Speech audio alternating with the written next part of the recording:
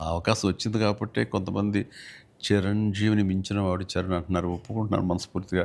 కానీ ఒక తండ్రిగా గర్వంగా ఉంది. ఒక నటుడిగా కొంచెం కష్టంగా ఒప్పుకోవాల్సొస్తుంది. చాలా చేసేవారు ఆ చరణ్. Love you. ఒక గ్రామీణ వాతావరణం ఈ నేపథ్యంకి ఇప్పుడు ఈ సినిమా కూడా అలాంటి స్పోర్ట్స్ నేపథ్యంలోనే వచ్చింది.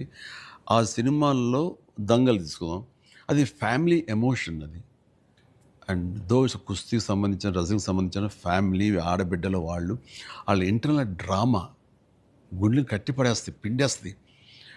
అండ్ ఈ నీ సినిమా ఈ 'పెద్ది' వచ్చేసరికి రస్టిక్ స్పోర్ట్స్ డ్రామా అండ్ అవేర్‌నెస్‌ని మోటివేట్ చేస్తూ ఒక రకమైన ఎడ్యుకేటివ్ ఫిల్మ్ ఇది.